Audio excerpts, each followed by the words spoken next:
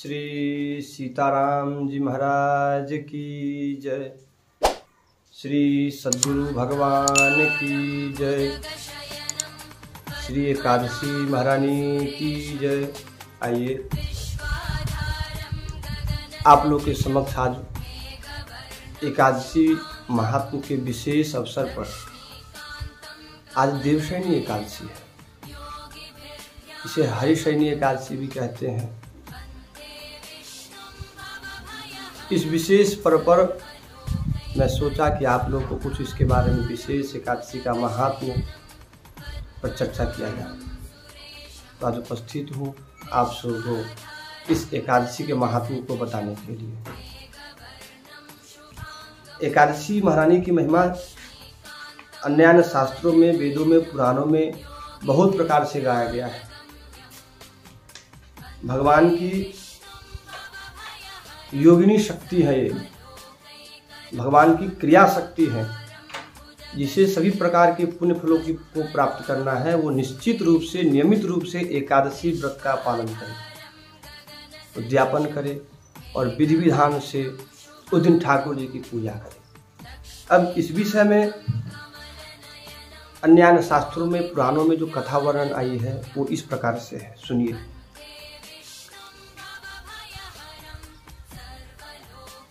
ये आषाढ़ मास की एकादशी है। युधिष्ठिर जी महाराज कहते हैं, हे केशव, भगवान श्री कृष्ण से, हे केशव, आषाढ़ शुक्ल पक्ष की एकादशी का क्या नाम है, उसका देवता कौन है और विधि क्या है? श्री धर्मराज युधिष्ठिर पूछ रहे हैं, ये मुझसे कहिए।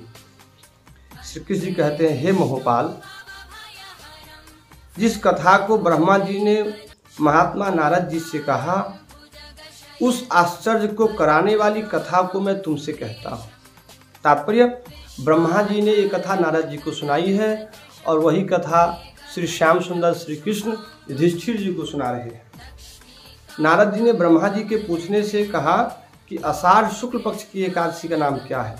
प्रसन्न होकर विष्णु के आराधन के लिए मुझसे कहिए, क्योंकि एकादशी से भगवान श्री हरि विष्णु की ही उपासना की जाती है, इसीलिए उनको प्रसन्न करने के लिए हमें कहिए। ब्रह्मा जी बोले, हे विवाद प्रिय मुनिश्रेष्ठ नारद, विवाद प्रिय, वाद प्रिय और विवाद प्रिय मुनिश्रेष्ठ नारद, तुम वैष्णव हो, तुमने बहुत सुंदर प्रश्न किया है।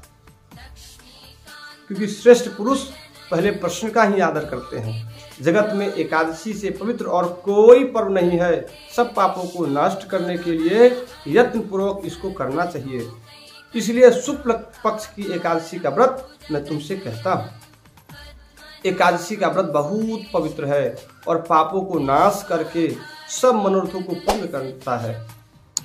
जिसने इसको नहीं किया है वो नरक के भागी होते हैं। क्योंकि संसार में जितने सारे कार्य हैं, जितने सारे पुण्य आदि कर्म है, वो सभी कर्म संसार के भौतिक वस्तु को प्रदान करने वाला है। पारलौकिक वस्तु से स्वर्ग तक जाया जा सकता है, लेकिन ये एकादशी करने से भगवत धाम तक, मोक्ष तक जाया जा सकता है। इसीलिए कहते हैं, जो कोई भी एकादशी नहीं किया वो स्वर्ग आदि लोग जाने के बाद भी पुनः इस धरती पर माता के गर्भ के द्वारा अवतरित होगा। और इससे माता के गर्भ में जो जीव 9 मास तक रहता है, उससे बड़ा कोई नरक है क्या? जठराग्नि में जलता है, उससे बड़ा कोई नरक है क्या? और तपंत विधास्तापा, विविध प्रकार के संसार में जो ताप है, दैहिक, दैविक, भौतिक, उस ताप से तपते हैं जब तक व्यक्ति एकादशी महारानी को निष्ठापूर्वक संपन्न नहीं करता है। आषाढ़ शुक्ल पक्ष के एकादशी का नाम पद्मा है। ऋषिकेश, भगवान के प्रसन्न करके यह उत्तम व्रत करना चाहिए। तुमसे मैं पुराण की सुंदर कथा को कहता हूँ, जिसके सुनने से बड़े बड़े पाप नष्ट हो जाते हैं। सूर्यवंश में सत्यवादी प्रतापी मानधाता नाम का चक्रवर्ती राजा था। मानधाता चक्रवर्ती राजा था। वह राजा धर्म में से अपने पुत्री की तरह, प्रजा का पुत्र की तरह प्रजा का पालन करता था। उसके राज्य में अकाल, रोग और मानसिक चिंता नहीं होती थी। उसकी प्रजा आतप, गर्मी आदि से रहित और धन धान्य से पूर्ण होती थी। राजा के खजाने में अन्याय से पैदा किया हुआ धन नहीं था। उसे राज्य करते हुए बहुत वर्ष बीत गए। फिर कभी पापों के फल किसी पापों के फल उदय हो गए, क्योंकि कितने जन्म के पाप है जिसका कोई कहना नहीं है। 3 वर्षों तक उसके राज्य में वर्षा नहीं हुई। इससे प्रजा भूख प्यास से पीड़ित होकर व्याकुल हो गई। अन्न के अभाव में पीड़ित होने के कारण उसके देश में स्वाहा स्वधा व सत्कार और वेद पाठ बंद हो गया। फिर प्रजा आकर राजा से बोली, हे राजन, प्रजा के हित करने वाले वचनों को सुनिए। बुद्धिमान ने पुराणों में जल को नार कहा है। उस जल में भगवान का अयन माने घर स्थान है। इससे भगवान का नाम नारायण है। मेघ रूपी विष्णु भगवान सब में व्याप्त हैं। वही वर्षा करते हैं। वर्षा से अन्न होता है, अन्न से प्रजा होती है। नृपते, हे राजन, उस अन्न के न होने से प्रजा नष्ट हो रही है। हे नृपश्रेष्ठ, ऐसा यत्न करिए जिससे कल्याण हो। राजा बोले, आपने सत्य कहा, इसमें झूठ नहीं है। अन्न ईश्वर का रूप है। अन्न में सब निवास करते हैं। अन्न से प्राणी पैदा होते हैं। अन्न से ही संसार वर्तमान है, ऐसा लोक में सुना जाता है और पुराणों में भी विस्तार पूर्वक कहा है। राजा के अधर्म से प्रजा को दुख मिलता है। मैंने बुद्धि से विचार करते हुए अपना कोई दोष नहीं देखा, तथापि मेरे प्रजा के हित के लिए यत्न करूंगा। ऐसा विचार करके राजा ने कुछ सेना साथ में ली और ब्रह्मा जी को प्रणाम करके गहन वन में चले गए। तपस्वी मुनीश्वरों ने के आश्रम में विचरने लगा। राजा ने ब्रह्मा के पुत्र अंगिरा ऋषि को देखा, जिनके तेज से दिशाओं में प्रकाश हो रहा था। वे दूसरे ब्रह्मा की तरह मालूम होते थे। उनके देखकर जितेंद्रिय राजा प्रसन्न हुआ और सवारी से उतरकर हाथ जोड़कर चरणों में प्रणाम किया। ऋषि ने स्वस्ति वाचन किया, आशीर्वाद दिया। राजा के राज्य में के 7 अंगों की कुशल से पूछी। राजा ने अपने कुशल सुनाकर ऋषि से कुशल पूछी। फिर मुनि ने राजा के आने का कारण पूछा। राजा ने अपने आने का कारण सुनाया। राजा बोला कि मैं धर्म से पृथ्वी का पालन किया है मैंने, परंतु मेरे राज्य में वर्षा नहीं हुई। इसका कारण मैं नहीं जानता। इस संदेह को दूर करने की कृपा करें। शांति और कल्याण की विधि से प्रजा के सुख का उपाय करिए। ऋषि बोले, हे राजन, यह सतयुग सब युगों में उत्तम है। ये बात सतयुग की है। इस युग में मनुष्य ब्रह्मज्ञानी हैं। इसमें धर्म के चारों चरण वर्तमान हैं। इस युग में ब्राह्मणों के सिवाय और कोई तपस्या नहीं करते। हे राजेंद्र, तुम्हारे देश में शूद्र तप कर रहा है। उसके अनुचित कार्य करने से वर्षा नहीं हो रही है। उसके मारने का उपाय करो जिससे दोष शांत हो। राजा बोला, तप करते हुए को बिना अपराध में नहीं मारूंगा। दुख दूर करने को धर्म का उपदेश दीजिए। ऋषि बोले, हे राजन, जो ऐसा है तो एकादशी का व्रत करिए। जो ऐसा है तो एकादशी का व्रत करिए। आषाढ़ के शुक्ल पक्ष में पद्मा नाम की प्रसिद्ध एकादशी है। उसके व्रत के प्रभाव से निश्चय सुंदर वर्षा होगी। यह सब सिद्धियों को देने वाली और सब उपद्रवों को नष्ट करने वाली है। हे नृपश्रेष्ठ, तुम प्रजा और परिवार सहित इसका व्रत करो। मुनि का यह वचन सुनकर राजा अपने महल में आया और आषाढ़ मास की पद्मा एकादशी का व्रत किया। सब प्रजा चारों वर्ण के मनुष्यों समेत इस व्रत को किया। हे राजन, इस व्रत के करने पर सब राज्य में वर्षा हुई। पृथ्वी जल से भर गई और अन्न से परिपूर्ण हो गई। भगवान की कृपा से मनुष्य को सुख हुआ। इस कारण यह उत्तम व्रत करना चाहिए। यह मनुष्यों को सुख और मोक्ष देने वाला है। इसके पढ़ने और सुनने से सब पापों से छूट जाता है। हे राजन, यह एकादशी देवशयनी कहलाती है।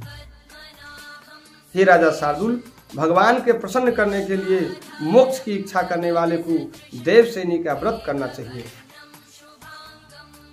चातुर्मास का आरंभ में इसी को किया जाता है। युधिष्ठिर बोले, विष्णु के शयन का व्रत कैसे करना चाहिए? आज जो एकादशी है, हरिशयनी, देवशयनी, विष्णुशयनी, पद्मा, इसको कैसे करना चाहिए? हे देव, कृपा करके चातुर्मास का व्रत कहिए। इससे पहले वर्णन आया है कि आजकल लोग कहते हैं कि शूद्र को मना किया गया था कि ऐसा नहीं करना चाहिए, ऐसा करना चाहिए।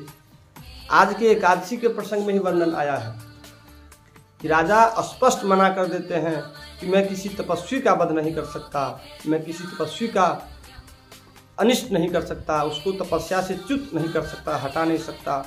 तो उसके लिए एकादशी का व्रत बताया गया है। तात्पर्य, किसी भी काल में किसी को भी तप करने का मना नहीं था। सब कर सकते थे और न ही कोई राजा आदि इसके विरोध करते थे। कृपा करके चातुर्मास का व्रत। चतुर्मास के व्रत आज से 4 महीना चातुर्मास का व्रत लग रहा है। इस मास में विशेष बात क्या है कि 2 श्रावण मास पड़ रहे हैं। श्रावण में अधिक श्रावण भी है और शुद्ध श्रावण भी है। इसे मलमास भी कहते हैं और पुरुषोत्तम मास भी कहते हैं। श्री कृष्ण बोलते हैं, कहते हैं विष्णु के शयन व्रत और चातुर्मास में जो व्रत कहे जाते हैं, कहते हैं, होते हैं, उसको मैं तुमसे कहूँगा, सुनो। श्री कृष्ण बोले आषाढ़ शुक्ल पक्ष में जब सूर्य कर्क राशि पर आ जाए तब एकादशी के दिन जगत के स्वामी मधुसूदन भगवान को शयन कराना चाहिए।